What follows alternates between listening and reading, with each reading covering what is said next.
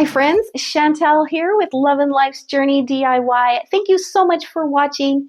In today's video, I am going to be sharing with you DIYs that are great for storage and organization, and they look amazing too.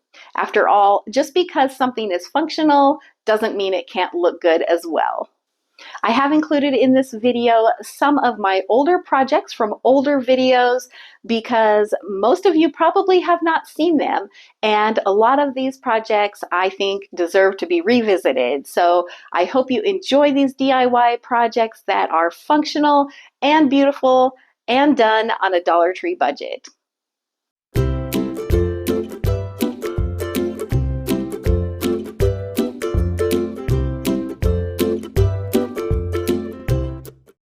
We are going to start with one of my favorite DIYs, this slim coffee K-cup storage rack. To make this K-cup holder, I will be using 4 of these little thankful signs from Dollar Tree. They are hollow and have a picture hanger in the back. They also have this style instead of the black and white buffalo check. It's more of a plaid on the sides. And then I'll also be using 1 package of the wooden rulers from Dollar Tree. Then I'm going to be using some black craft paint and a foam brush, and this is just apple barrel black paint from Walmart. Then I'll be using my hot glue gun, and I'm using Gorilla Glue sticks in this, and I would recommend using Gorilla Glue sticks or even using some E6000 if you're not going to use the Gorilla Glue. So first I'm going to take the plastic off of the signs, and then I'm going to gently pull off the picture hanger that is on the back of them. And I will just repeat this for all 4 signs. Then I will take the 2 rulers, and the colored strips that have the measurements on them are just stuck on, so they will peel right off, and there will be a little bit of sticky left on the ruler, so I just take a little bit of sandpaper and rub over the top of that, and that takes it right off.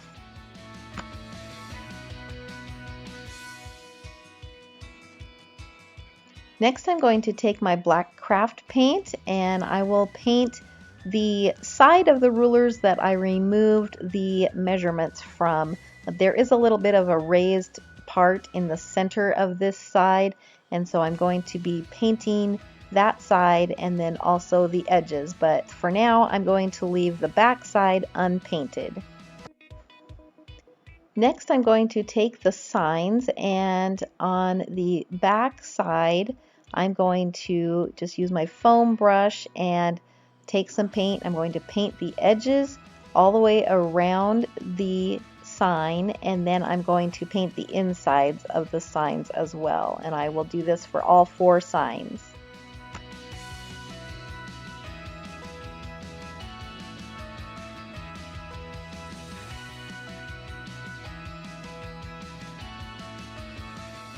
I did end up using a smaller paintbrush to get down inside of the corners and fill in some of the places on the ends.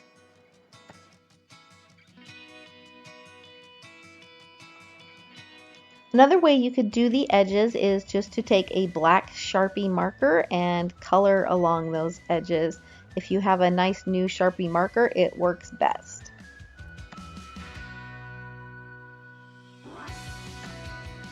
Now I'm going to take the flat unpainted side of the ruler, and I'm going to just hold it up onto the side of the sign and mark the ends. And I'll do this on all 4 ends of the 2 rulers. Now I took a long time trying to lay this out and get it spaced just right because the 2 signs in the center I'm going to actually tilt, and so it was a little bit tricky. So I'm just going to give you the measurements of how to mark your ruler, and then you'll know where to place these.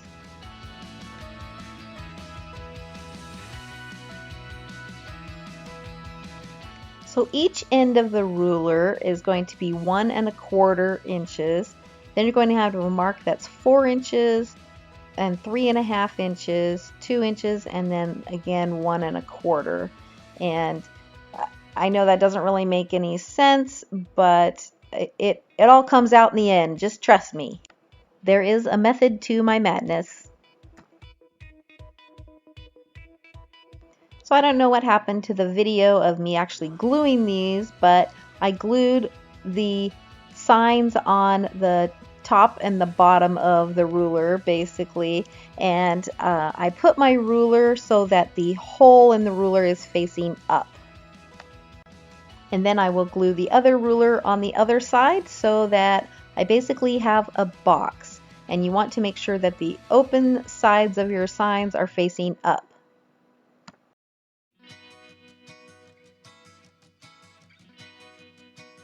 So now I'm going to glue in the 2 middle signs, and this is where those measurements come in.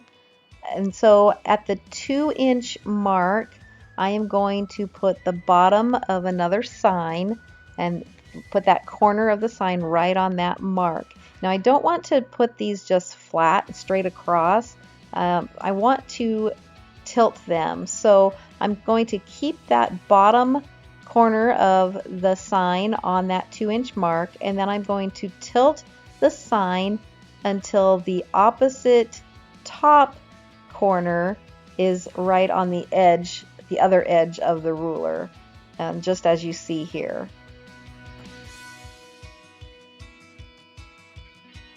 And then I will just use some Gorilla hot glue to attach this to the ruler.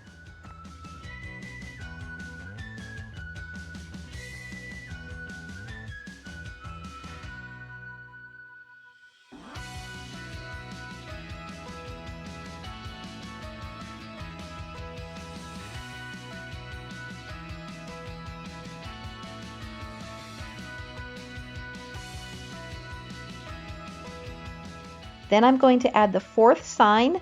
I'm going to put that bottom corner of this sign on that mark where we marked the 4 inches. And then I'll basically put this on the same way. That bottom corner is going to go on that 4-inch mark, and then I'm going to tilt the sign and line up that other top corner on the edge of the ruler, and then I'll glue it down with some Gorilla Glue as well.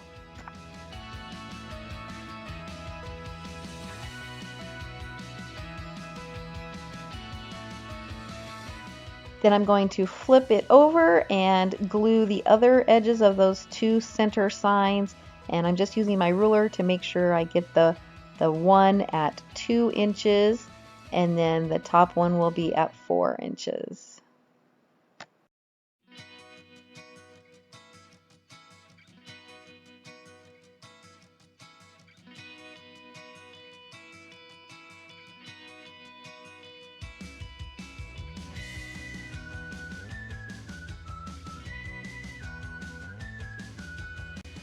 Now I just need to paint the insides of those rulers where I had my measurements on the inside.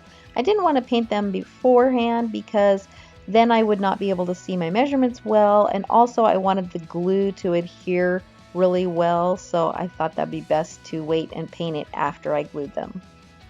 I did try to use the foam brush for this, but it was just too big and I ended up switching to a smaller brush.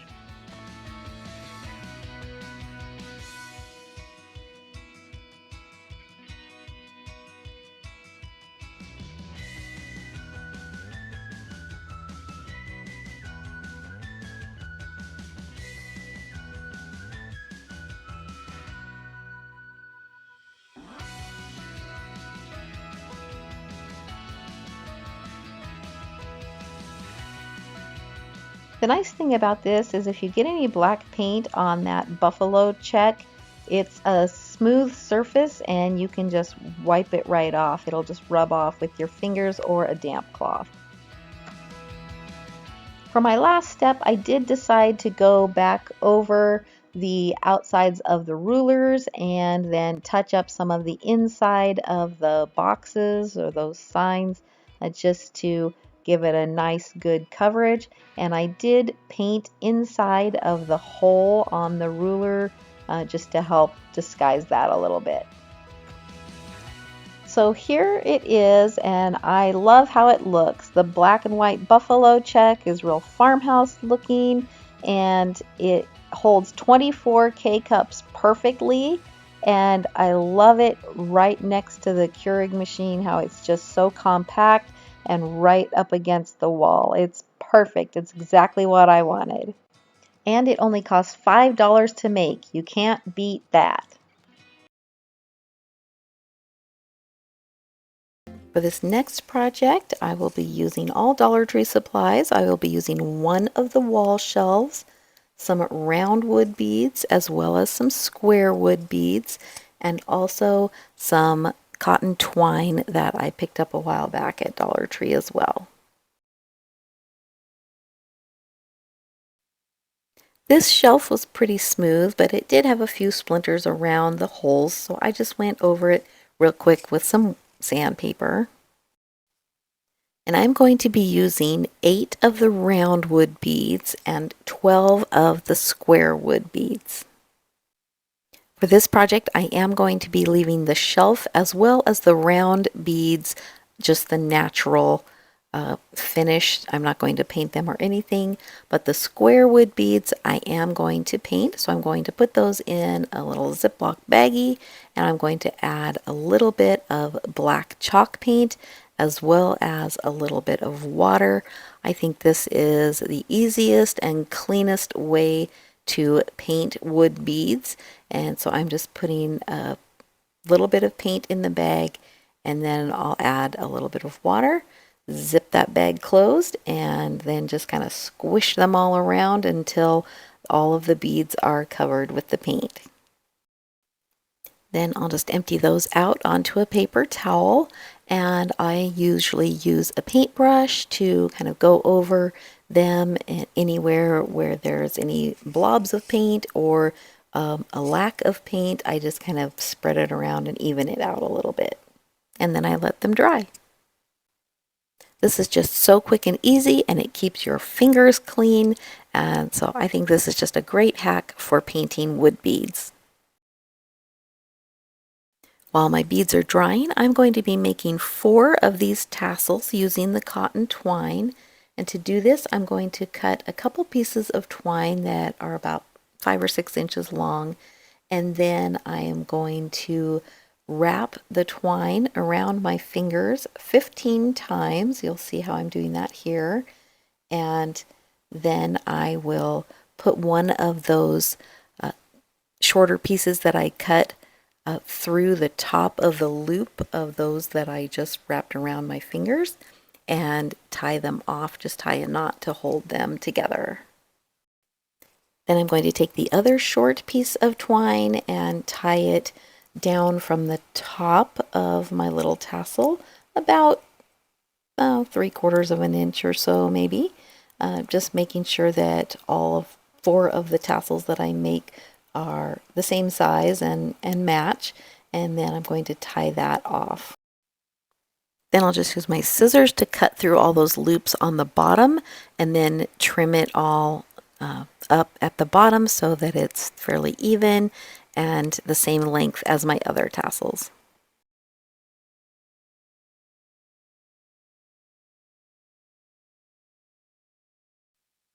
And I'll just repeat this until I have 4 tassels. I'm going to use the cord that came with the shelf, and it comes just in one piece, so I am putting the ends together and finding the center of this cord, and then I will cut it into 2 pieces. Then I'm going to attach them to the ring that came with the shelf by putting the looped end through the ring and pulling the ends through that loop, and I will attach both pieces to the ring this way. I'm going to use my hot glue gun and put a little dab of glue on the end of all 4 of those strands and just twist them a little bit so that it will be easier to thread my beads onto the cords. Then I'm going to go ahead and thread my beads onto the cords. I'm doing 1 of the black square beads 2 of the natural round beads and then 2 more square beads. And I'm going to do this on all 4 of the cords. Then I just threaded the ends of the cords through the holes on my shelf and tied knots on the bottom of the shelf, and just made sure that, again, my shelf was going to hang level. So I did the back cords just a little bit shorter than the front ones, and that seemed to work well. Now I'm going to attach my tassels to my shelf, and so I'm going to trim off any excess of the cord that's hanging below the knots that I tied, and then I'm going to just hot glue my tassel tops to those knots so that they hang down below the shelf.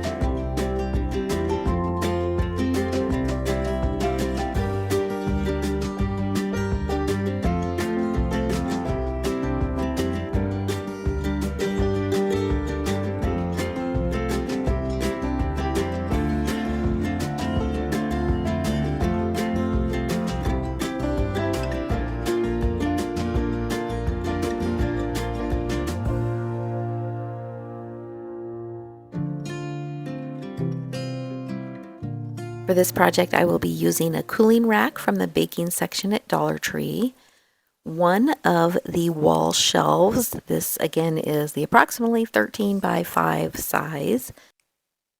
And I will be using one 12-inch wood dowel. You can purchase these in a package of, I believe it's 12 at Dollar Tree. I'll be using some wood filler as well as some stain or brown paint. I think I'm just going to use the brown paint, but you could use stain. And I'll be using some black spray paint. These wire cooling racks come with bent wires on them that act as feet to hold the rack up off the table or counter. And I want to keep 2 of them on one end of the rack, but the ones on the other end I am going to actually cut out using some wire cutters, and these cut out pretty easily.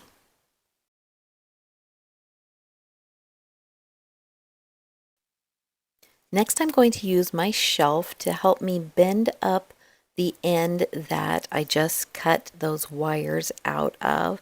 And you do want to make sure that the other bent wires are facing up. When you do this, you want those facing up, and you're going to bend this bottom section up as well.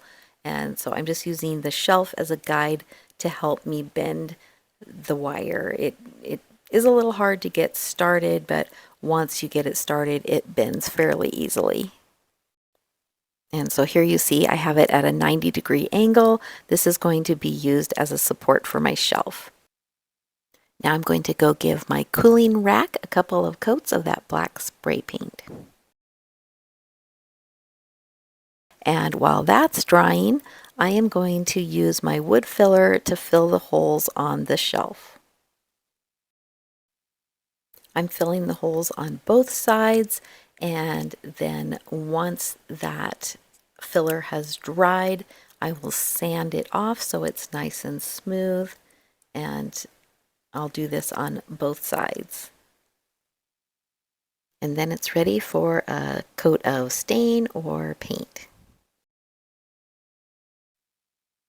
I was thinking a stain would be pretty, but honestly, I like using the paint, mixing it with water, and kind of making my own stain, just because I think it's easier to work with and it's much cleaner. It also doesn't smell as bad. I did do 2 coats of the black spray paint on my cooling rack, and then I did a couple coats of a clear sealer on it as well to help keep that paint on the rack. So now I'm going to attach my shelf to the cooling rack. So I'm going to turn this over and hang the long edge over the edge of my desk. But first I'm going to put down a cutting board because I will be using my staple gun to attach the cooling rack to the shelf.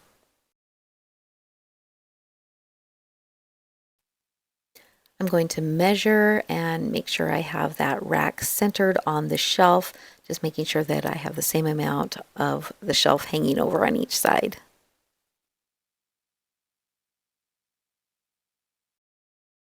And I always like to wear my safety glasses when I'm using the staple gun. That's always a good idea. And then I'm going to use my staple gun to attach this wire rack to the shelf.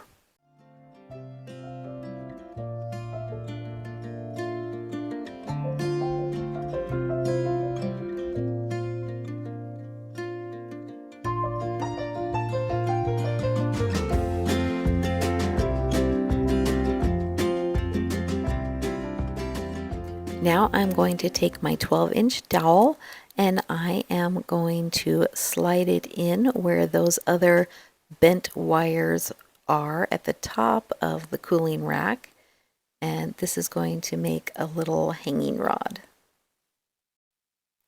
Just a disclaimer here, this shelf is not really strong, so you don't want to put anything too heavy on the shelf, but you could hang some mugs from the dowel using some S-hooks and set some little coffee pods or something on the shelf. You could also use this in a bathroom or bedroom to hang jewelry on. I think it works pretty well for that. Let me know in the comments what you would use this little shelf for.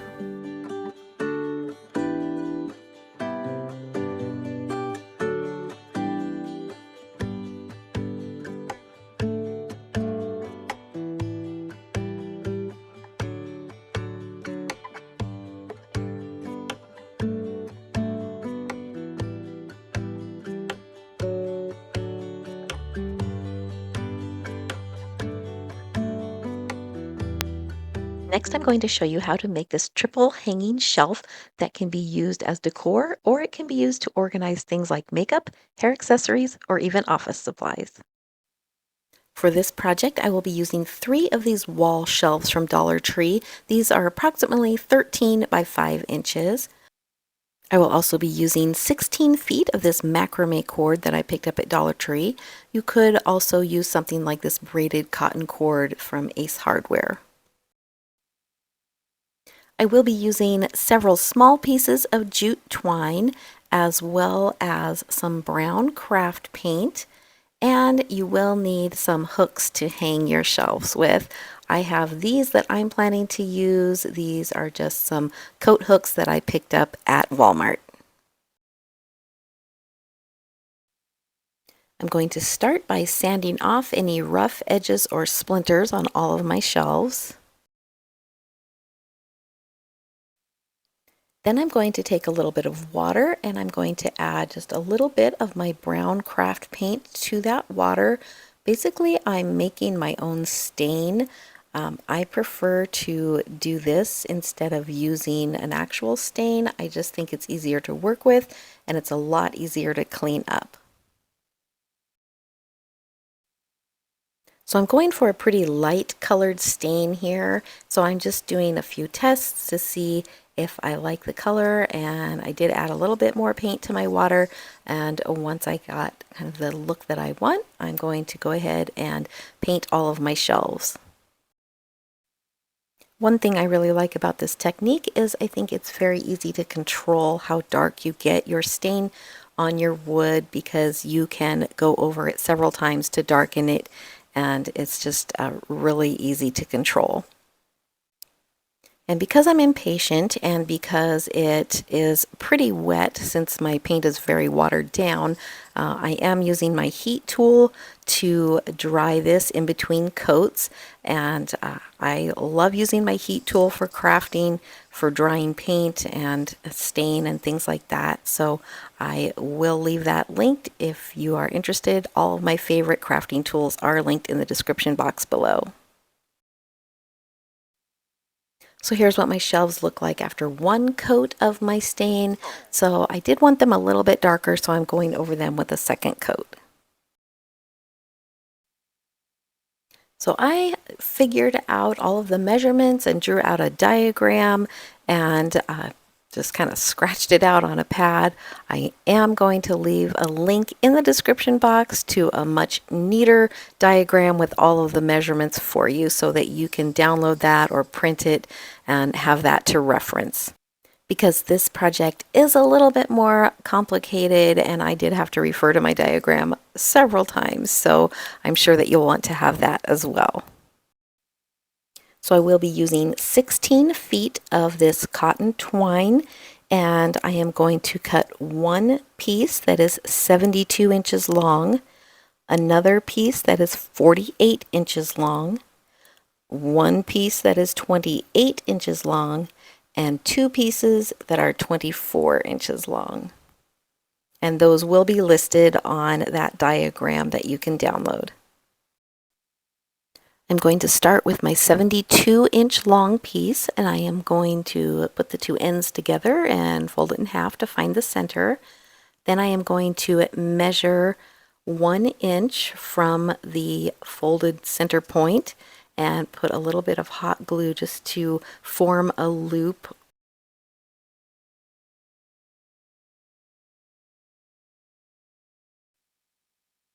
Now I'm going to take a small piece of jute twine and just down 1 inch from that folded top, I'm going to wrap it around about 5 times and secure it with some hot glue. And I'm doing this just to give it kind of a finished and high-end or elevated look. And so if you prefer not to use the jute twine, that's completely up to you.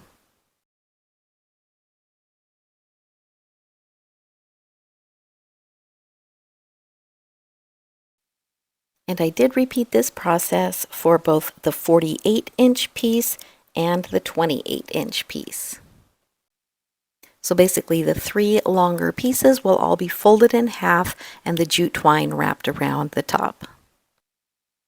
So now we're going to assemble this, which can be a little bit confusing, so I will do my best to explain this, and the diagram will help with this as well. I'm going to start with my top shelf, and on the left side I am going to use the longest piece of twine, so the one that was 72 inches that we folded in half.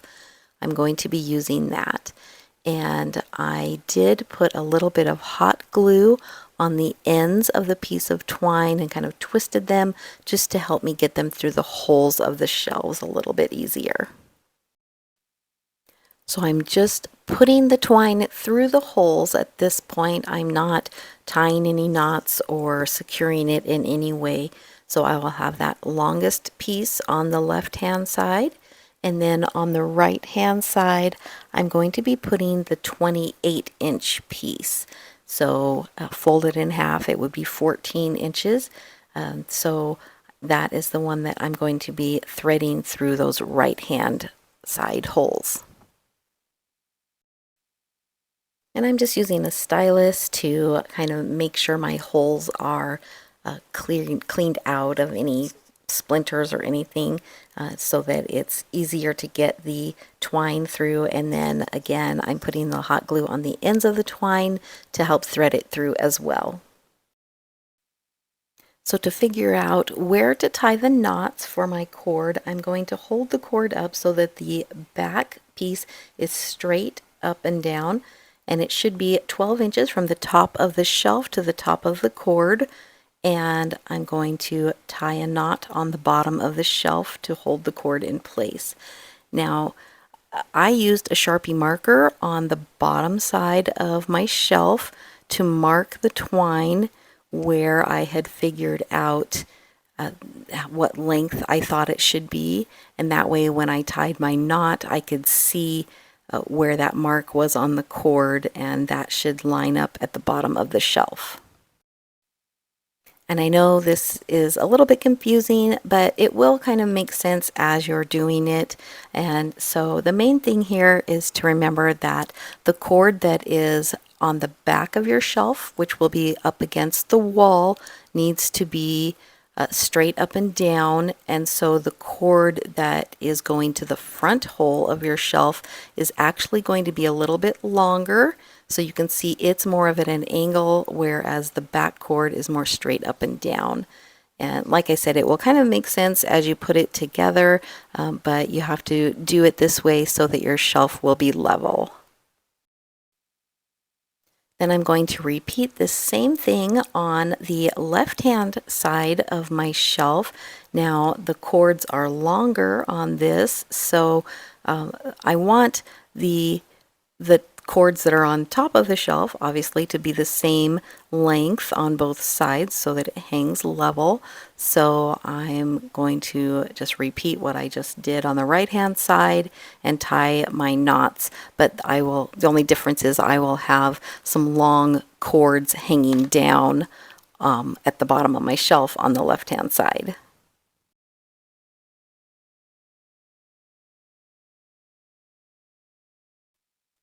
One thing that I found very helpful was to actually put this up on the wall, and so I put some pins in the wall 12 inches apart, and I hung this up to make sure that it was going to hang straight or level, and this just kind of gave me confidence that I was on the right track. So this is what it should look like at this step, with the shelf with the long cords hanging down on the left hand side. So I took my shelf down, and now on the bottom side of this shelf, I am going to find the center point. So I'm just going to measure lengthwise and mark the center, and then I'm going to measure widthwise and mark the center, so I find the exact center point of this shelf. Then I'm going to take one of the 24-inch long pieces of cord, and I'm going to go ahead and put a little hot glue on the ends of that. Then I'm going to fold it in half and glue the center point to that center mark that I put on the bottom of this shelf. I'm just using some Gorilla hot glue, but I will also be using my staple gun to staple this so that it has a stronger hold. I am putting a cutting board underneath this just to make sure, in case a staple goes through, that it protects my work surface. I did measure this. I'm using 1/4-inch staples, and it should be fine for this. I did also a test on another just shelf that I had, and so the 1/4-inch staples seem to work fine for this. So now I'm going to move on to my next shelf. This will be the middle shelf, and on the right hand side of this shelf I will be using the 48-inch cord that we cut and divided in half and wrapped the twine around the top. So this cord, again, I'll put some hot glue on the ends, thread it through those right hand side holes, and then I'm going to be tying some knots on this. The measurement will be 22 inches from the top of the shelf to the top of the cord for the cord that's in the back hole of the shelf. And again, that back cord is going to be more straight up and down, while the front cord is going to be at an angle and a little bit longer.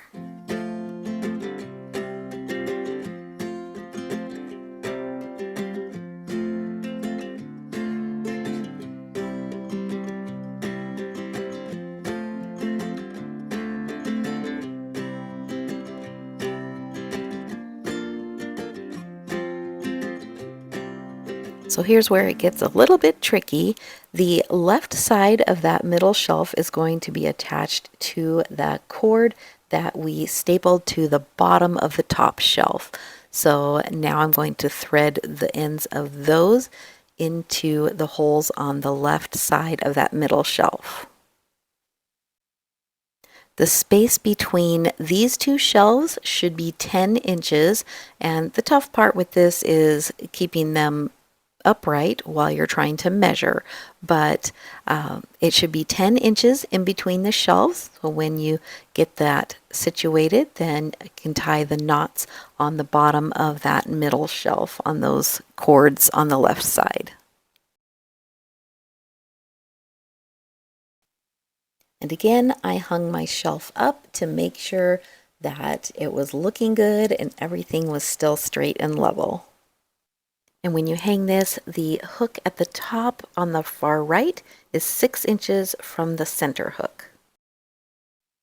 And since everything is looking good, now I'm going to measure and find the center point of the bottom of the middle shelf. Just like we did with the top shelf, I'm going to measure and mark that middle spot on that middle shelf, and then I am going to go ahead and attach the other 24-inch cord to the bottom of this middle shelf, just like I did on the top shelf.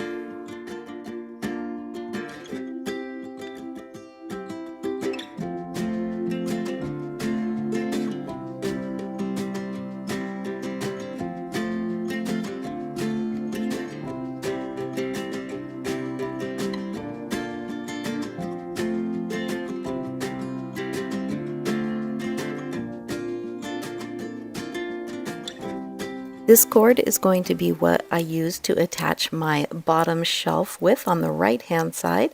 So I'm going to grab that third shelf and I'm going to thread the cord through the right hand side holes of this shelf. And then those long cords that were hanging down on the left hand side of our very top shelf are going to be threaded through the left hand holes on this bottom shelf. And so once I get those through the holes, now I'm using some spray paint cans to kind of hold up all my shelves to get them all lined up, just so I can try and measure and make sure that everything is even and level before I tie off my knots. And as you can see, this was a little bit precarious, but I got it figured out. And so the measurement in between the top shelf and the bottom shelf should be 20 inches. So that's what I'm measuring here, just to make sure that I have that correct. And then I'll go ahead and tie my knots. And when I hung this up to check it and make sure it was right, the bottom shelf did not want to hang right. It was kind of hanging out away from the wall on the right hand side a little bit, and so I just noticed that I needed to make that front right cord a little bit shorter, so I just adjusted the knot on that and then it hung just fine. And here I have mine hanging just temporarily with some T-pins. You definitely would want to use something like those coat hooks to hang it more permanently so that it would be stronger as well.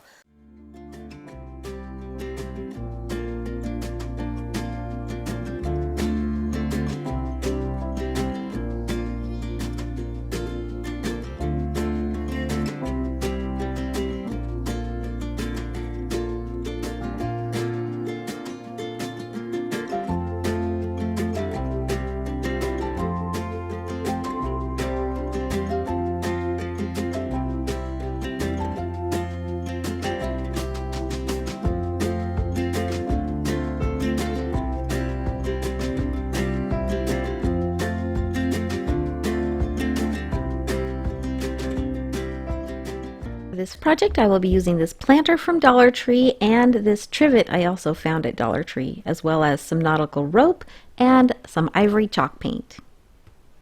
I'm going to start by dry brushing my planter with the chalk paint. Next I'm going to remove the little feet from the trivet, and I am going to save these because I will be putting these back on.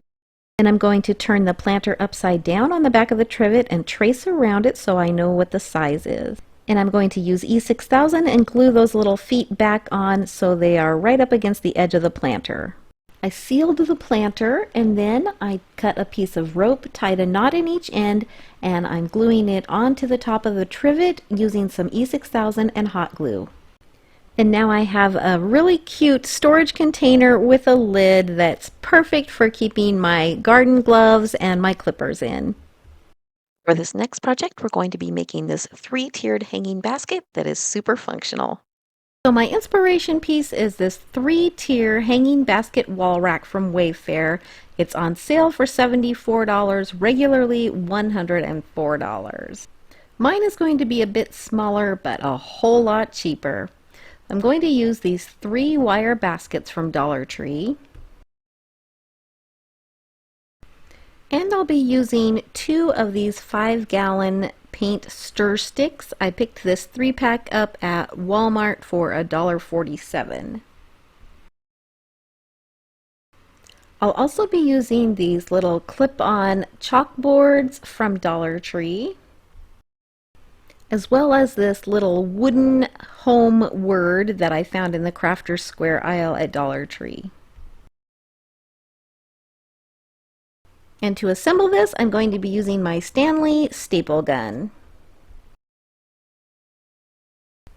First, I'm going to be staining the 2 paint sticks I'm going to be using, and you could just use regular stain for this, but if you don't have stain, you can use some brown acrylic paint and water it down, and then just paint it on like you would stain and wipe off the excess.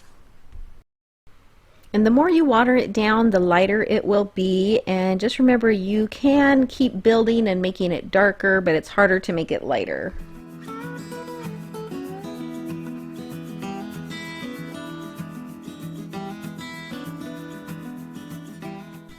Most of the paint will soak into the wood, but if you do have any excess, just wipe it off with a paper towel. Next, I'm putting a scrap piece of wood on my desk to protect it from the staple gun because I'm not sure how far these staples are going to go in. And I'm going to draw a guide on this wood board to help me line up my paint sticks. So I'm just measuring how far apart I need the sticks to be and marking that, and then I'm going to draw some lines so that I can continue to line those up as I am working on the project.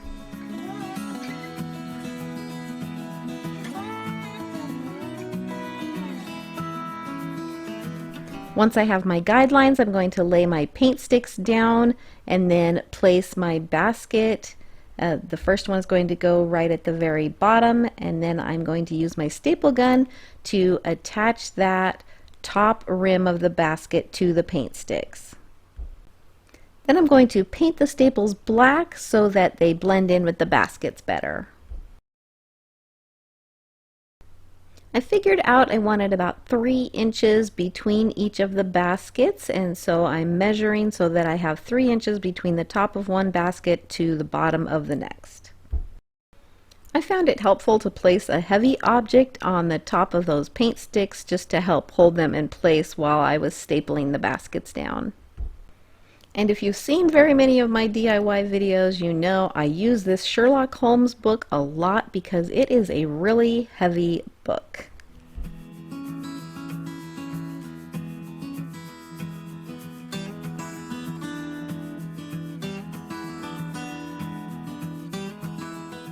Once I have my baskets attached, then I'm going to drill a hole in the top of each of those paint sticks.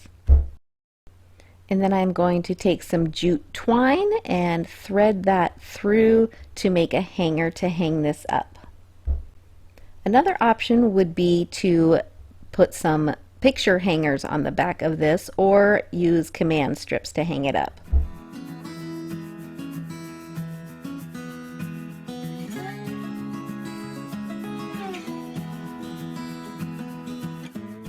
And I'm using a double strand of twine just to make it a little bit stronger.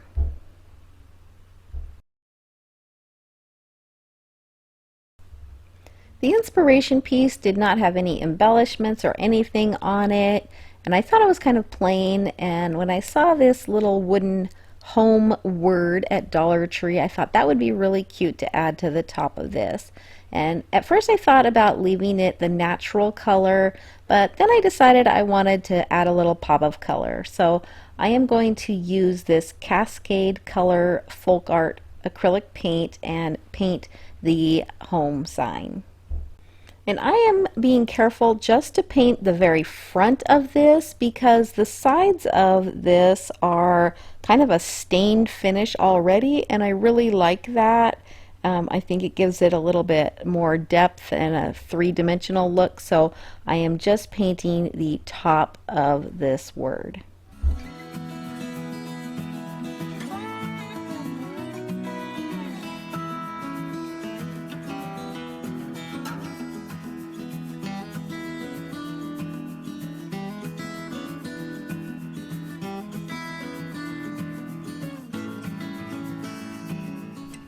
Once the paint is dry on my home word, then I'm going to use some hot glue and attach it to the top of the paint sticks.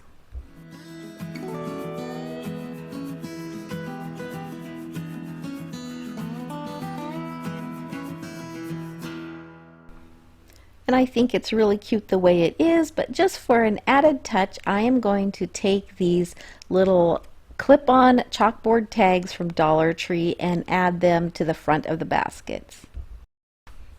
And this project is great because you can store just about anything in these and just label the tags the way you would like. I put mine in our dining room, and I have some salt and pepper in the top, and then some napkins, and then some of our favorite seasonings, and it just looks really cute with this grouping of other things that I have hanging in my dining room.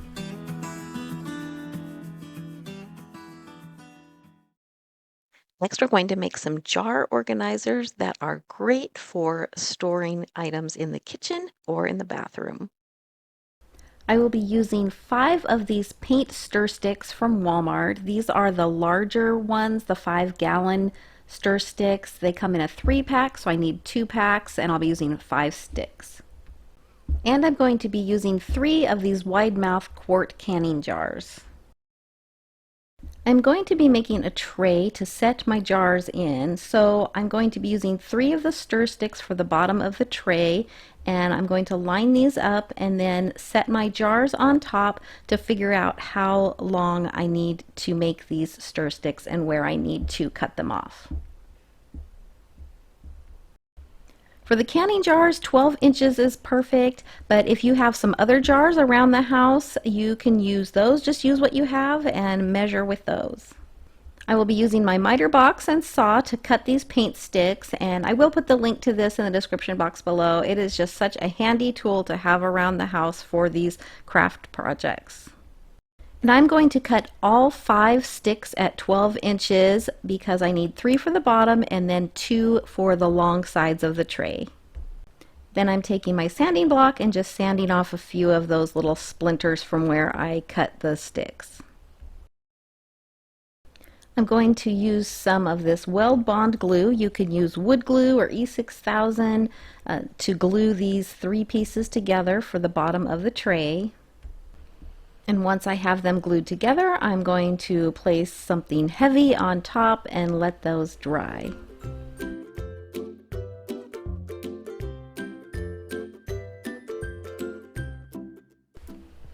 Then I'm going to take another one of the 12-inch pieces and I'm going to glue it along the front edge, and I am gluing it to cover that front edge, not on top of it, if that makes sense. You'll be able to see what I'm doing here.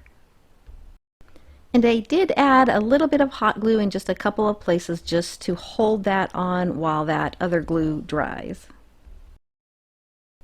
And then I will do the same thing with the other long piece on the other side.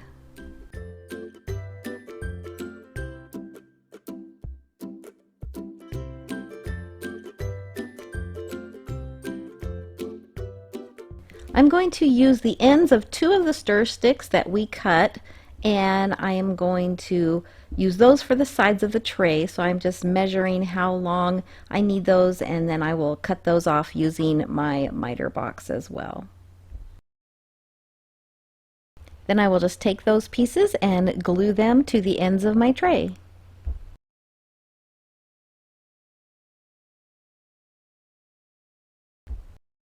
So here's the tray all put together, and it's not perfect. It does have a few little gaps and things. If you wanted to make it nicer, you could use some wood filler and fill those in, but for this project, I didn't really think that was necessary. So now I'm taking some brown acrylic craft paint, and I'm just adding a little bit to a bowl, and then I'm going to add a good amount of water to make a stain. So I'm going to brush this on, and then I'm going to wipe it off, and I am doing just one section at a time. So one side at a time, I'll paint that on, and then I will wipe that off, and then I'll move to the next side.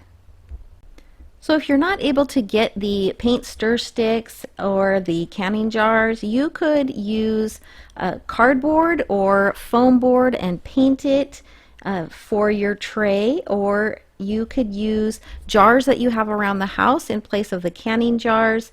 So like spaghetti sauce jars or pickle jars. Just be creative and use what you have.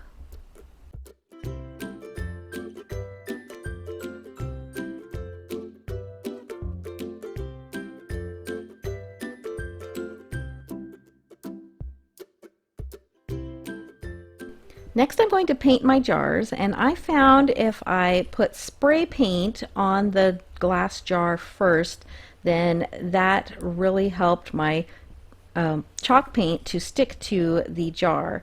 And if you have spray paint in the color that you want your jars to be, then that's great. I did not, and so I'm just spraying the jar with the spray paint first, and then I'm going to go over it with my chalk paint in the color that I want. And the chalk paint will adhere to that spray paint much better than just to the glass jar. And I painted 2 of my jars in the lighter color and then 1 in this really pretty green color.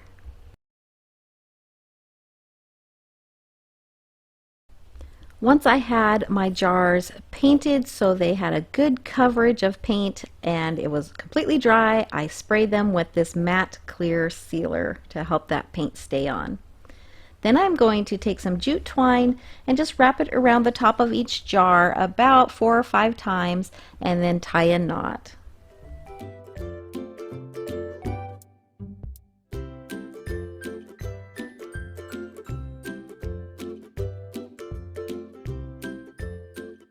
I made the 2 lighter colored jars the same with the knot on the side that says ball on the jar, and then the green jar I actually did it on the opposite side so that the knot was on the side where the fruit design was, just to kind of change it up. So I put these in my kitchen. I put some utensils in them. Now if you were using jars that didn't have any design on them, such as the pickle jars or spaghetti sauce jars or whatever, you could use stickers to put some words on there. You could use some stenciling. You could use some vinyl lettering. I saw some really cute. They said flip, scrape, and stir on each jar. I thought that was really cute. But you could change this up as well. If you're not into the farmhouse style, you could paint this any color you want. You could add some metallic to it. You could add some bling to it. And just really change it up to fit your decor. And I really like how this came out. Here's another jar organizer that I made. This one is using 3 jars I picked up at Dollar Tree a long time ago, and also a wire baking rack that I got from Dollar Tree a long time ago as well. But I believe that these are items that they pretty much carry all the time. So these are the wire cooling racks that I got at Dollar Tree, and I'm just using one of them, and I am bending it in 2 different places. So I am just using some pliers, and I figured out how wide I needed the rack to be for my jars to sit in, and then I bent up the back, and then I'm going to bend up the front as well. Now you can see it has these little feet that were the feet of the rack to hold it up off of the counter. I'm bending those up a little bit, and if you set something light in this, you could probably hang it on the wall using these, but I'm just bending them up so that this doesn't stick out away from the wall quite as far. Then I'm going to bend the front up, and I don't want those little feet sticking out in the front of my rack, and so I'm actually going to cut that wire out, and then I'll add a little jute twine accent to the front of my rack.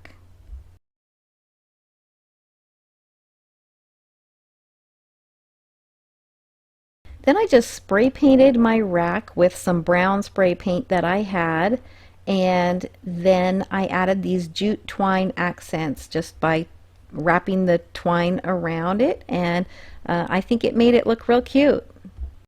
And I just spray painted the lids of my jars in that same brown paint that I sprayed the wire rack, and then I added a jute flower to the front of the center jar, and that was it. And look how cute it is in my bathroom. I really like it. I also decided to see what it looked like in my kitchen and swap out the wooden tray for the wire rack with my canning jars, and I think that looks really cute too. I really am not sure which one I like best. I think I might like the wire rack better.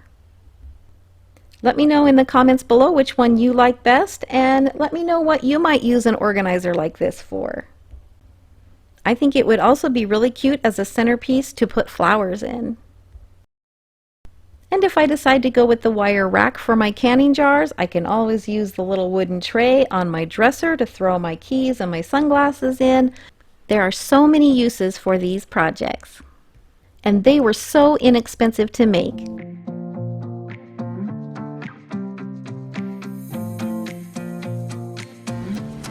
So this is just a part of my mail center that I've completed so far. There's going to be some more modules or components to this that's going to go up here. First, we're going to start with the chalkboard sign, and for this you are going to need one of the 8x10 picture frames from the Dollar Tree that has the mat inside of it, so it's actually a little larger than 8x10, the glass area is. You'll also want to pick up one of these Jot chalkboards, and I found this in the crafts section, but I've also seen them in the toys section at Dollar Tree. And also in the toys at Dollar Tree, you'll find one of these tumbling tower games. You just need one box of those. We're only going to use 6 blocks for the chalkboard, but we will be using some more of those later on. And you will also need 1 package of the Nautical rope from Dollar Tree. So for all of my components, I'm going to be using the same base color of paint. I'm going to use this spray paint from Rust-Oleum in the color of Heirloom White, this Waverly chalk paint in the color of Truffle, and also a clear sealer, and I chose a satin finish. And you can find all of these things at Walmart.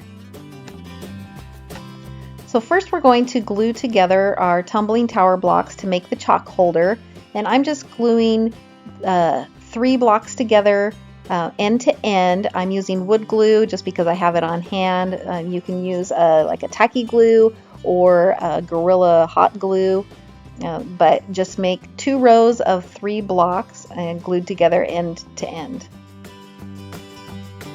Then we're going to take our 2 rows and we're going to glue them together, putting one on top of the other, but one is going to be standing up and the other one laying down. So you basically get like an L shape once they're glued together.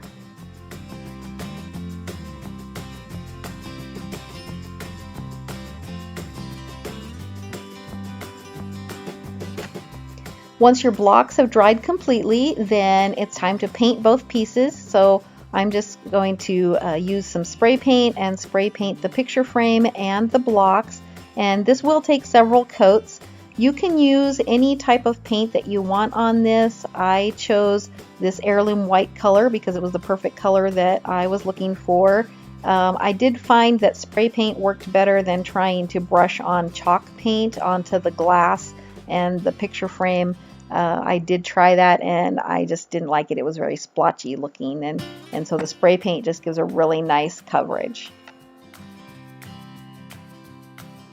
You could leave your pieces just the color that you spray painted them, but I wanted to make mine look a little more aged and kind of farmhouse, and make it look maybe even just a little bit more like wood.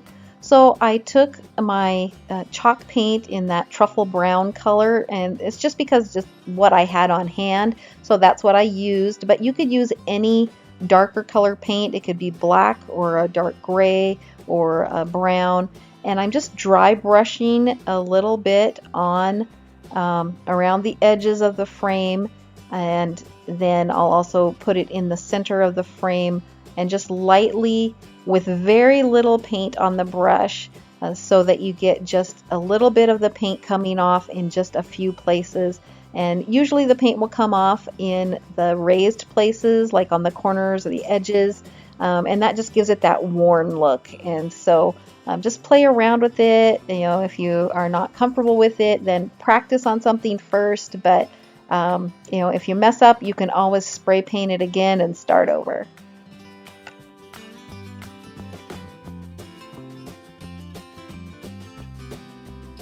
You'll also want to dry brush a little of the dark color on your chalk holder that we made too, so that it all matches.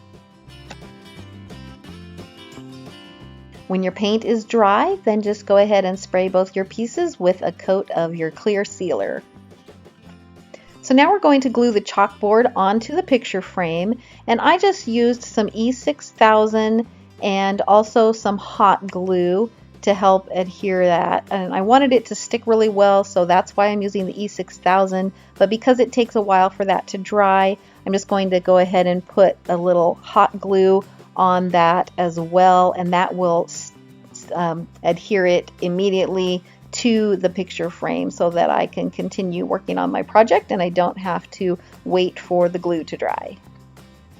I really didn't measure all of the sides. I kind of eyeballed it, but if you are more comfortable measuring it, then you can mark that out and then just glue your chalkboard on. And I placed my chalkboard a little closer to the top of the frame so that there would be a little more room to put the chalk holder.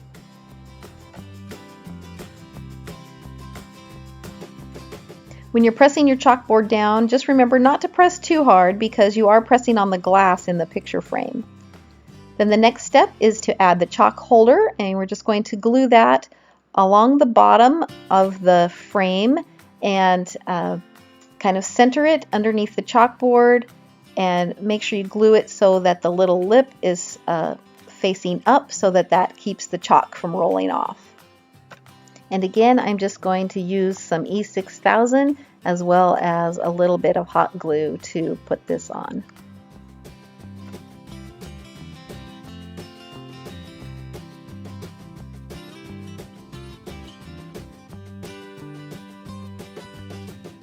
Then to finish off around the chalkboard, we're just going to take some of that nautical rope and just glue it all around the edge of the chalkboard. I love how this just finishes off the edge of the chalkboard and gives it a farmhouse look.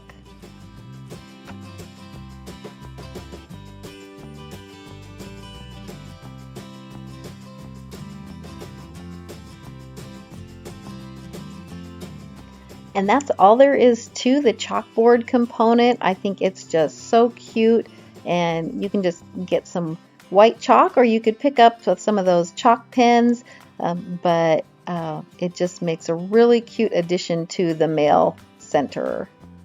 At the end of the video, I will be showing an alternative way to hang these rather than just using the hanger that comes on these pictures, so be sure to stick around and watch the full tutorial so you'll see that. So now let's make this supply caddy with this cute basket and hook. So the supplies that you'll need for this is, again, another 8x10 picture frame from Dollar Tree that has the mat inside. One of these 8-inch wire baskets and these 3 command hooks. These I got at Walmart for 97 cents, but I have seen them at Dollar Tree as well. And for this project, you'll need 2 packages of the Nautical rope from Dollar Tree. First, you will want to stick your command hooks onto your picture frame. And I'm not going to be using the adhesive that comes with the command hooks because I don't want the little tabs sticking out of the bottom. I'm just going to be using some E6000 to glue these to the glass on the picture frame. So you'll just want to mark where you want to place them, and you can place them all in a row. You can stagger them a little bit, just whatever looks pleasing to your eye and what you like. You can measure it. I just marked with a Sharpie right on the glass because I was going to cover it up with the command hooks and with paint.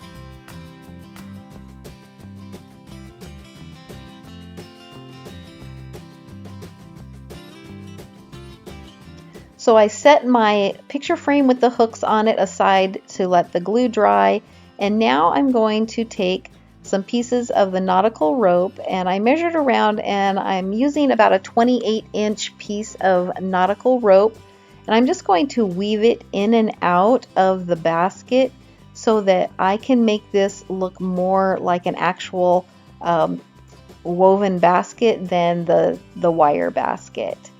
And so I'm just going to continue around, and I glued the rope in several places just to help hold it to get it started, and then I just went in and out and all the way around the basket. This does take a little time to do, and if you prefer, you could just glue the rope on without weaving it around, or you could just leave the basket as a wire basket, and I would probably spray paint it the same color as your picture frame, but it's really just up to you and what you like. I decided to weave my rope in and out for a couple of reasons. The first one was that I didn't want the wire showing on the inside of the basket as much, so I decided by weaving it in and out it would help cover the wire in the inside of the basket as well as the outside. And then also I just felt like it would give it more of a farmhouse look, and so that's why I decided to weave mine.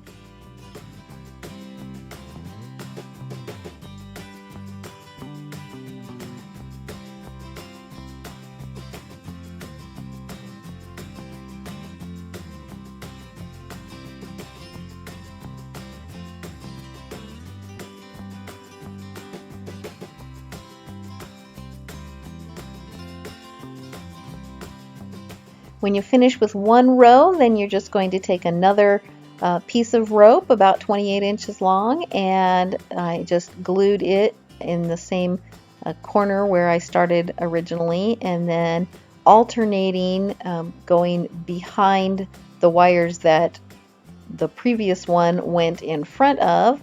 Then you're just going to keep weaving it all the way around, and you're just going to continue this until your whole basket is covered. Once the basket was covered, I just cut one more piece of rope, and I'm gluing it on top of the wire that goes around the top of the basket, and this is just to help cover up that white wire that's showing so much. When I get around to the back of the basket, I'm actually going to glue the rope a little bit forward toward the inside of the basket for a couple of reasons. One, that will help cover the wire a little bit better from the angle that you're looking at it, but also it makes the back of the basket flatter for when we glue it onto the picture frame.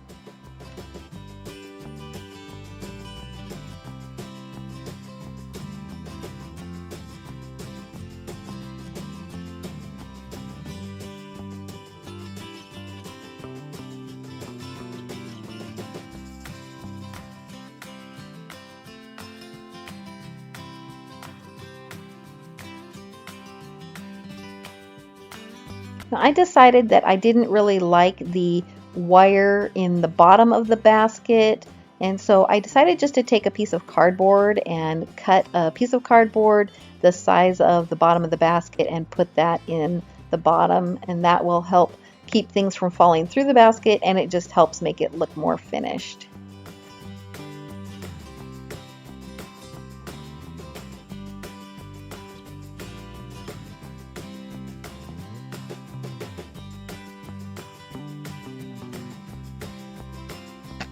Once the glue has dried on your hooks, then just spray paint the picture frame and the hooks with your spray paint, and then distress it using the dry brush technique that we used on the chalkboard sign.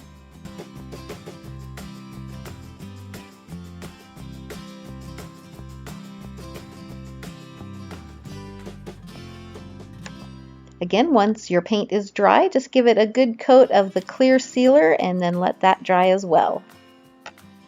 Then we just need to attach the basket, and I'm just going to use my Gorilla hot glue for this. The hot glue sticks in the rope really well, and I think this will adhere it just fine. And so I'm just going to use a generous amount of hot glue and center the basket at the bottom of the frame.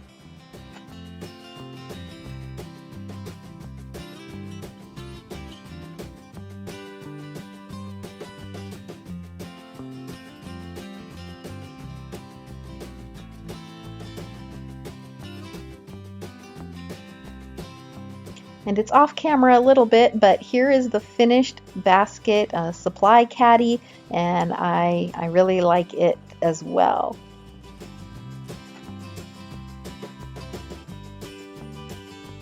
So you could just use the hangers on the back of the picture frames to hang these, but I wanted them to be a little more sturdy, and I also didn't want them to pivot back and forth, so I bought some of these picture hanger command strips, and they're just basically Velcro strips that adhere to the wall and to the picture frame. And so I'm going to be using these, but if you don't want to spend the money on those, then you can certainly just use the picture hangers on the back of the frames. I found it necessary to cut a piece of foam board and glue up against the frame on the back of the picture so that I would have a large enough area to stick the command strips onto, and the foam board was perfect. It just made it flush with the frame, and then I could easily stick the command strips to the back of the frame. And I put them partially on the frame and partially on the foam board that I had glued onto the frame, and so this made it even sturdier.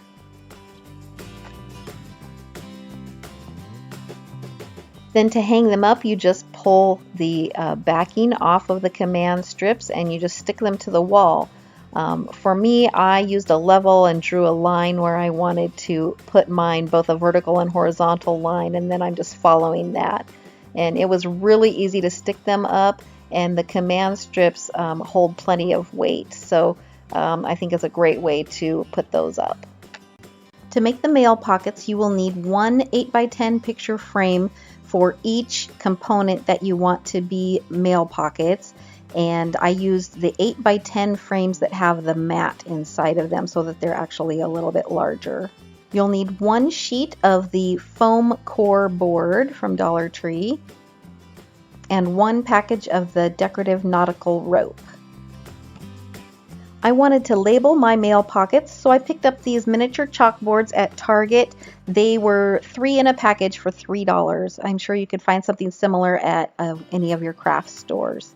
So for all of my components, I'm going to be using the same base color of paint. I'm going to use this spray paint from Rust-Oleum in the color of Heirloom White, this Waverly chalk paint in the color of Truffle, and also a clear sealer, and I chose a satin finish. Other supplies that you'll need are a ruler, a pencil, a hot glue gun and glue sticks, a paintbrush, and a razor knife.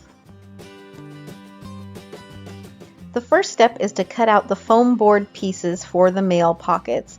And if you're using the same picture frames that I got at Dollar Tree, you will want to make the rectangle 10.5 inches by 4.25 inches. That's going to be the front of the mail pocket. And then for the sides, you will want to cut out 2 triangles for each mail pocket that you're making, and the dimensions of those will be 4 1/4 by 2 1/2 by 3 3/4, and that is for those 8 by 10 picture frames that I got from Dollar Tree. If you're using a different picture frame than the ones that I got at Dollar Tree, then you'll just want to measure the inside of the picture frame on the longest edge, and that is going to be the length of your rectangle. And then whatever height you want to use for your mail pocket, just measure that out and cut those out. Then for the triangles on the side, you'll still probably want to use about 2 1/2 inches on the shortest side of the triangle. That will be the distance that the mail pocket sticks out from the frame. Then whatever the width of your rectangular piece is, that will be the longest side of your triangle, and then you just connect those 2 edges to make the other side of your triangle. I'm using a razor knife to cut my foam board pieces. It just works much nicer and makes a nice smooth cut as opposed to using scissors, which tends to bend your foam board. To assemble the mail pockets, you're just going to glue the triangles onto the front rectangular piece. The long edge of the triangle is going to go up against the back of the rectangle, and the short edge of the triangle will be at the top.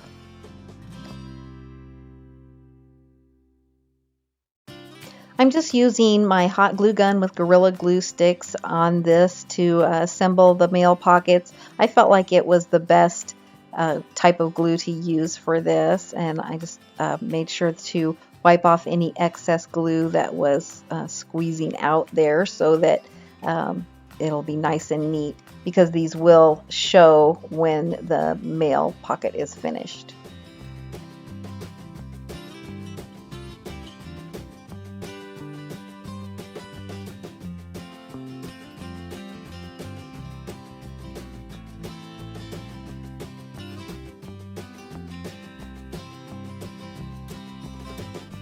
And this is what your mail pocket should look like once it's assembled. The next step is to spray paint the picture frame and the mail pockets, and it will probably take a couple coats of paint.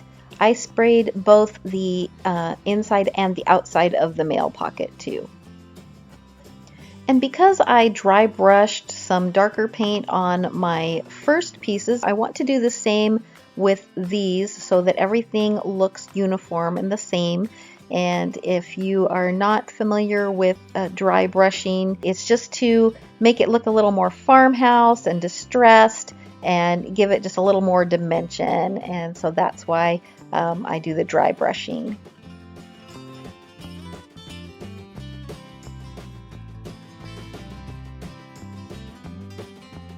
Then I'm also going to do the dry brushing on the mail pockets, and I did this both inside and outside on the mail pocket because depending on how high you hang yours, you may be able to see on the inside, so I just wanted it to all look the same.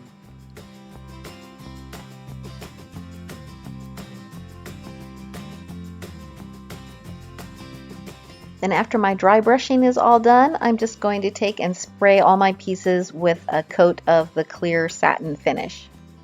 Once the sealer is dry, then we're just going to assemble the pocket onto the picture frame, and it should fit exactly in the frame, and you'll be gluing it right to the glass and the sides of the picture frame.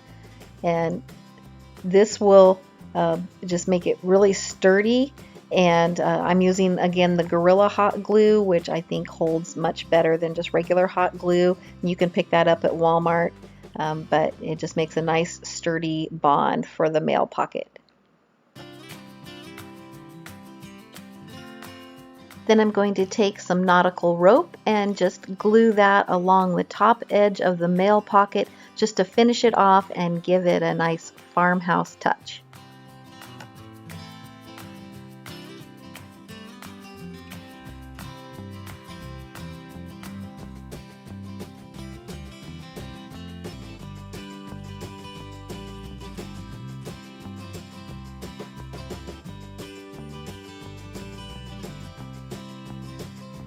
Now I'm going to add my little miniature chalkboards that I got at the Target dollar spot, and they were $3 for a package of 3.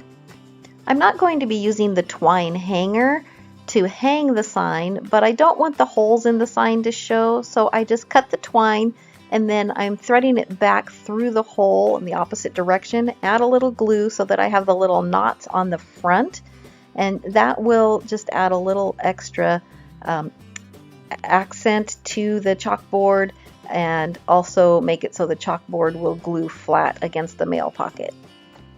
Then just snip off the twine on the back side of the little sign and glue it to the front of your mail pocket.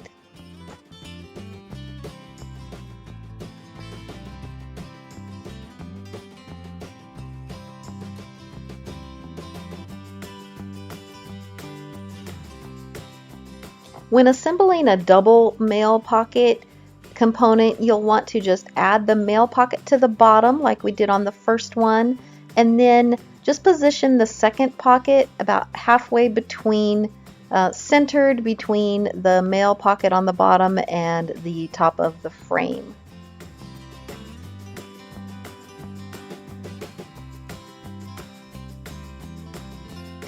Then just add your rope accents to the top of each mail pocket and the little signs on the front, and you're all finished.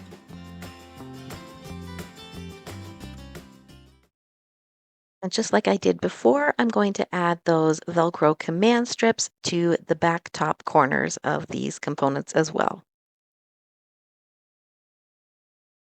So here is just part of the mail center or command center, and I love how it looks so far. These components are so functional, and I do have several more that I'm going to add to this and show you how to make as well. I'm going to be showing how to make these small little pockets that you can store things like scissors, pens, pencils, stamps, dry erase markers, anything you might need for this mail center. And I wanted to show you also how you can make a menu board or a message board, and it's like a dry erase board. And I will also have the printables for these designs in my description box below. You can find the links to download those. But let me show you how easy these components switch out. And so when you go to take one off, it's just Velcro, and you're just removing it, and the strips stick to the wall, and then you can just put your new one up, line up the strips, stick it on, and then you can just write on this with a dry erase marker. This is the menu board, but you could use this for just memos or messages, and you can change it up to whatever purpose you need it for. So I really love how versatile this is, how you can switch things out. If you find you're not using one that you thought you might, you can make something different and put up there, and you don't have to replace the whole thing. So I hope you like this project. Let's jump in and I'll show you how to make these little pockets and the dry erase boards. For the little pockets, I used these 3.5 by 5-inch frames from Dollar Tree, and I'm going to make 3 pockets. I will just be using some foam board to create the little pocket on the front of the frame. Then I'm using the same white spray paint, the heirloom white from Rust-Oleum, and the truffle colored chalk paint from Waverly, and this is the same that I've used on all the other pieces. And also some clear coat spray. And then I'll be using some of the jute twine. You can get this at Walmart or at Dollar Tree, and these are for the little flowers on the front of the pockets. For the first step, I'm just going to measure how high up I want my pocket to go, and I'm going to write down that measurement. And then I will also measure the width of the inside of the frame, because I want my pocket to fit right inside of the frame.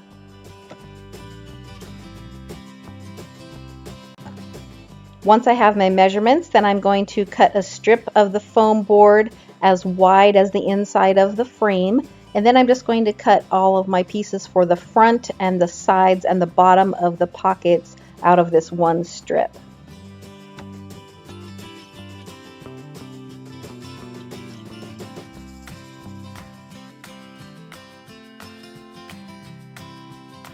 Here I'm just cutting the front pieces for my pockets.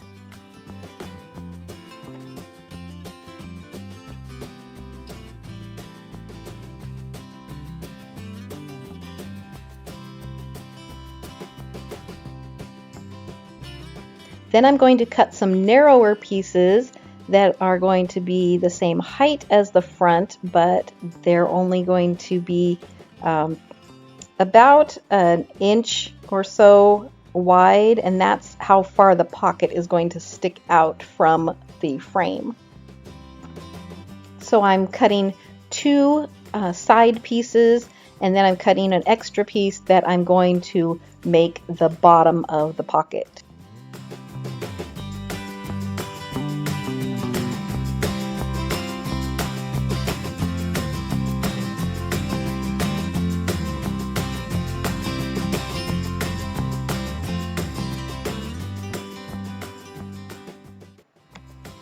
Then I'm just going to take my hot glue gun and I'm going to glue the sides to the front piece.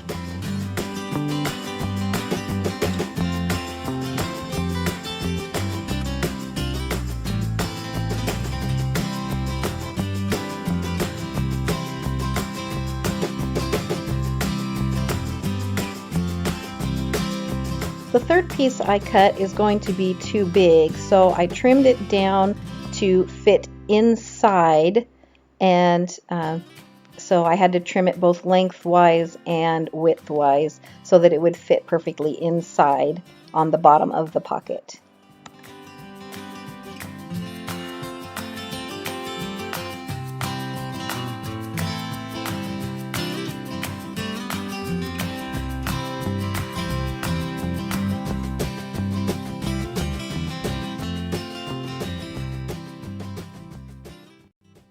Once that's trimmed, then I just took and glued that inside the bottom of the pocket with my hot glue gun.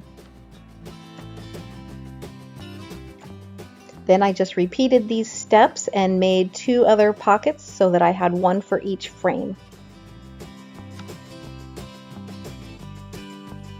The next step is to spray paint my frames and my pockets. These are actually pieces from a different component of the mail center, but it's the same thing.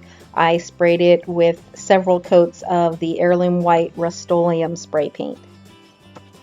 Once the pieces were painted and dried, then I just took some of the Waverly Truffle Brown chalk paint, took my paintbrush and put a very little bit of paint on it and dry brushed just a little bit of the brown paint onto the frame in various places, and that makes it look like it has an aged finish on it.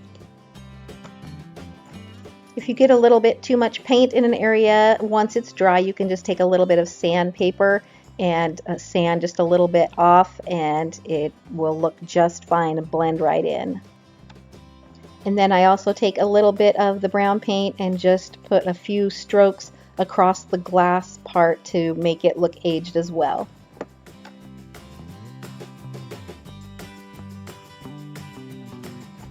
Then I took my clear satin sealer and just gave all of the pieces a light coat of that.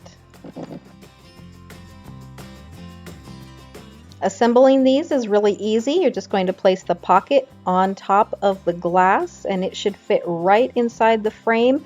And I'm just going to take my hot glue and glue it right to the glass and the edges of the frame. Then I'm going to take the jute twine and I am going to make some of these really cute jute flowers.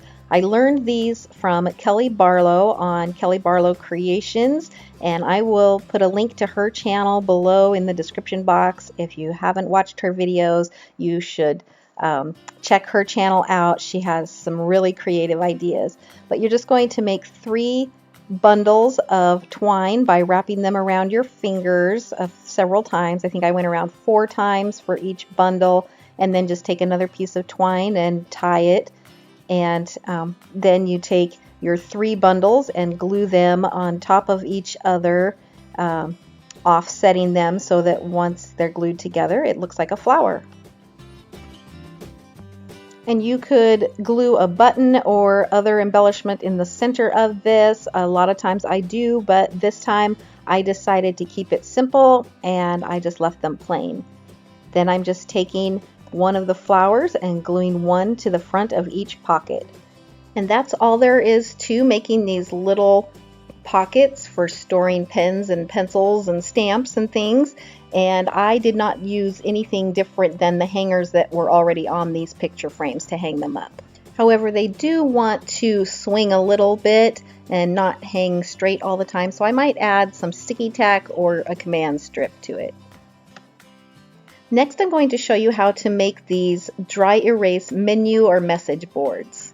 For these, I'm using the same 8x10 frame that I used for all of the other larger components. These are the ones that have the mat inside of them. It makes the glass area actually a little bit larger. I'm going to remove all of the contents, and I'm just going to spray the frame and the mat with the same heirloom white spray paint that I used for everything else. And when you're spraying the mat, make sure that you do thin coats on this, because the mat is just made out of like cardboard or paper. And if you spray it too thick, then it gets wet and wants to bubble up or wrinkle. And I don't actually have video footage of this, but once these were all painted and dried, then I just did the same technique I used on all of the other pieces with dry brushing that brown color of the chalk paint on them to make them look aged. And then I did not seal the mat, but I did seal the frame with that sealer.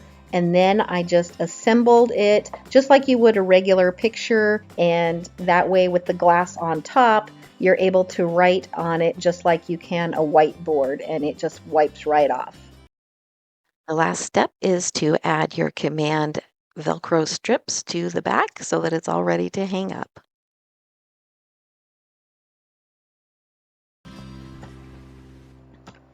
If you would like to use my printables for these menu and message boards, you can find the links in the description box below to download those.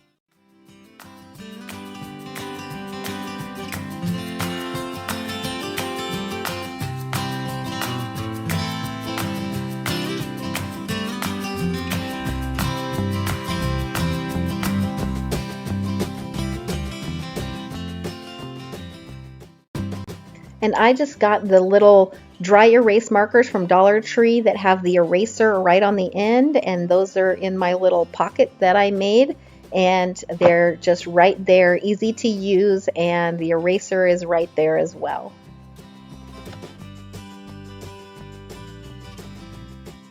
I am going to show you how to do this prayer board. It can also just be used as a display board for pictures or notes or anything you would like to hang on it. Something special I did with this is when the prayer requests are answered, then you can take those answered prayers off of the board, and I have a little slit in the top, and you just slide them right in there, and they are stored inside. And then, like at Thanksgiving or the end of the year, Christmas maybe, you can take this down and take the back off and pull out all of those answered prayers, and you can go over them and see all of those prayers that were answered over the year, and just will help remind you and your family about the goodness of God. So let's jump in and I'll show you how I made it. If you're making the prayer board, then you need 2 of the 8x10 picture frames. You'll only need 1 if you're making just a display board. You'll need the same spray paint that you used for the other components of your mail center, and the same dark paint that you used to do the antiquing, as well as the clear coat spray. You will need some jute twine, And then you'll also want to pick up one set of the tumbling tower blocks from Dollar Tree, as well as a package of these little miniature clothespins. The different types of glue I will be using are a wood glue. You could also use just a tacky glue, and E6000, as well as my hot glue gun, and I'm using the Gorilla Glue sticks. First, I'm going to take my wood glue and I'm just going to glue 4 of the tumbling tower blocks together so that they look like this. Then I'm going to take apart one of my picture frames. I'm just going to remove the back and take out the cardboard and the mat that is inside. And I'll be setting all of those things aside, and all I'll be using is the frame and the glass. I'm just going to press down the little tab so that holds the glass in, and it doesn't matter if they show from the front because you won't be seeing that anyway.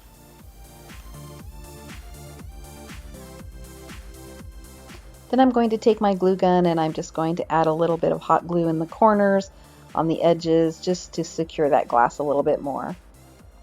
Then I'm going to take my E6000 and I'm going to apply this. This is on the back side of the frame, and I'm just going to put it along the 2 sides and the bottom. I don't want to put any glue along the top of the frame because that's where we're going to leave it open so we can slide those papers in the top of the frame. Again, I'm not putting any glue along the top of the frame, but I am going to take my hot glue gun and add just a little bit of glue around the sides and the bottom so that will secure it while the glue is drying. So the battery in my camera died right when I was gluing the frame together, and so I wanted to show you, I'm kind of recreating it here, but how I put the 2 frames together. Here I am just folding a couple pieces of paper in thirds, just little pieces of paper, and I'm going to glue them on the top corners of the frame, and these will act as spacers to make it a little bit easier to slide the papers in between the frame.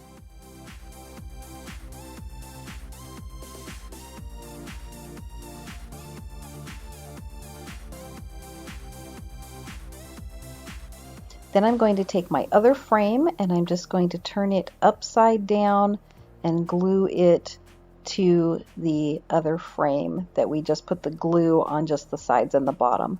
And then that will leave the top open, and with those spacers it's enough to slide your papers in between them so that they go into the frame. Once the glue is completely dry, then I'm just going to give my frame a couple of light coats of paint. It's better to do several light coats than one thick coat. It just comes out smoother. I'm also going to paint the 4 tumbling tower blocks that I glued together. Then I'm going to take my dark paint and a dry brush, and I'm going to dry brush the dark paint on really lightly.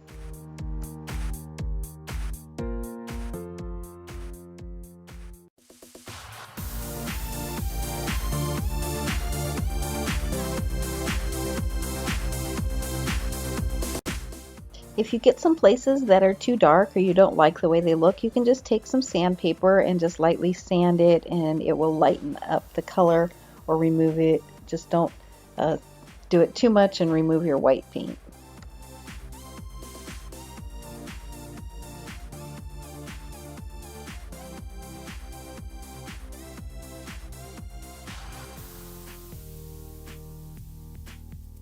I'm using the same dry brush technique on the little blocks that we glued together that's going to be my sign. And you can do this as little or as much as you like. It's really just your personal preference.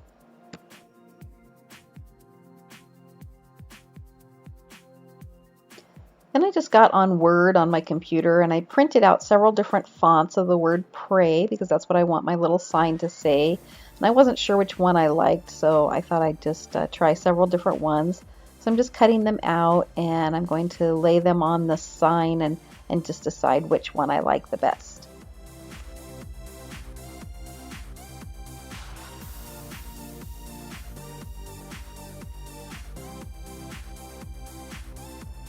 And once I decided which one I wanted to use, then I'm just going to take a pencil and color on the back side of the paper. And this is a trick to do if you don't have any carbon paper or transfer paper. This works just as well.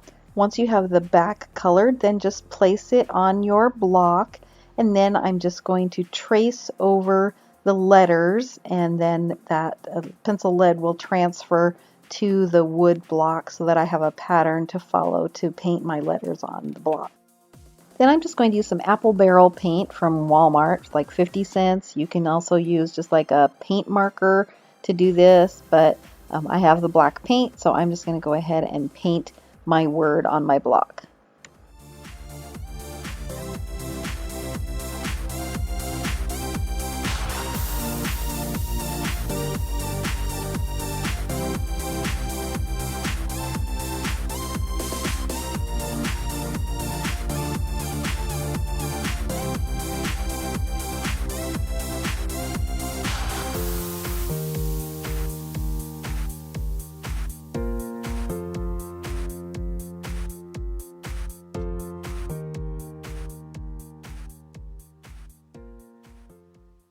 While my paint is drying, I'm going to take my twine and I'm going to make a jute flower.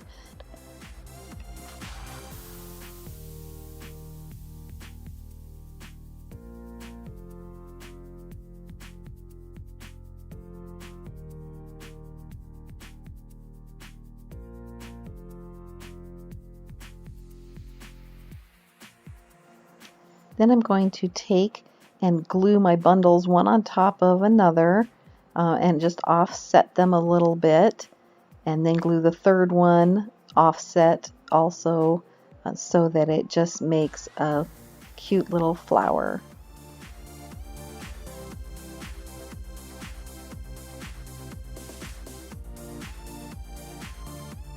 Then I'm going to take some more twine and I'm going to start in the upper left hand corner, and I'm just going to glue the end down in the corner, and then I will place the jute flower on top of this end.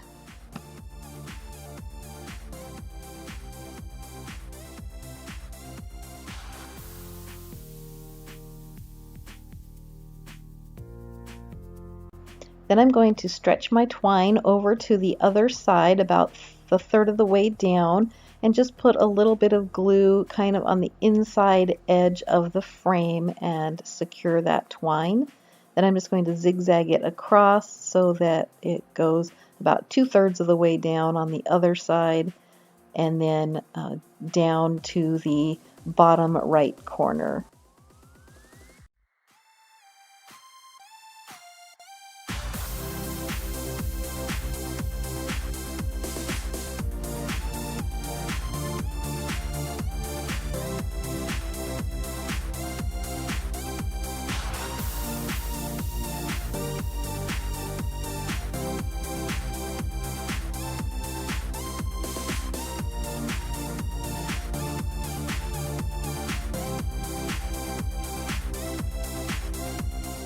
I'm just going to glue my little pray sign on the bottom corner with my hot glue gun.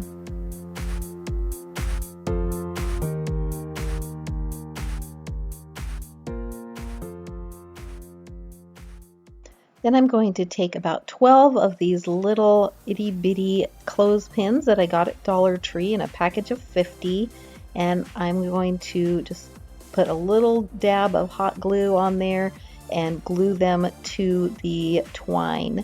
Now you'll want to lift the twine up off of the frame when you're gluing these so that they don't just stick to the frame, because I wanted them to look more like it was hanging and not that it was just glued to the frame.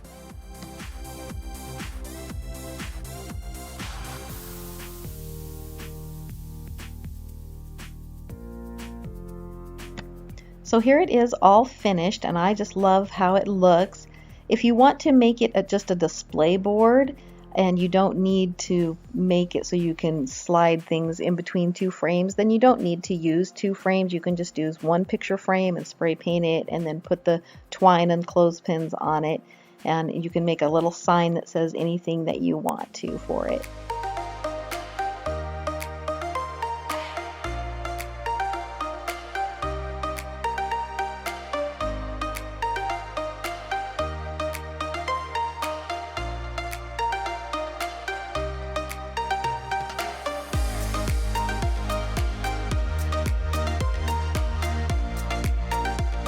I had a lot of fun making this. It's very functional and you can switch them out. You can use as many or as few of these as you want as to what fits your family's needs. And by using the command picture hanging strips, they're like the Velcro strips on the back of these, you can rearrange them and mix and match. The only one that I did not do that with is the prayer board, and I actually just hung that up on the hanger that it came with. I started to do it with the command strips, but I quickly realized that I was not able to push it on to the wall hard enough to get it to stick, so that I felt like it was secure, and I didn't want to push because this is actually still the glass of the picture frame, so you don't want to push on that. And so I just used this hanger on the picture frame and it worked just fine. I hope you enjoyed all of these projects that are not only beautiful but functional as well. If you did like this video, please give it a thumbs up. I'd really appreciate it. And if you haven't subscribed yet, please consider hitting that subscribe button. It doesn't cost you anything, but it really helps me out. And don't forget to hit the bell and set your notifications so that YouTube will notify you every time I upload a new video. Thank you so much for watching. I hope you all have a blessed day.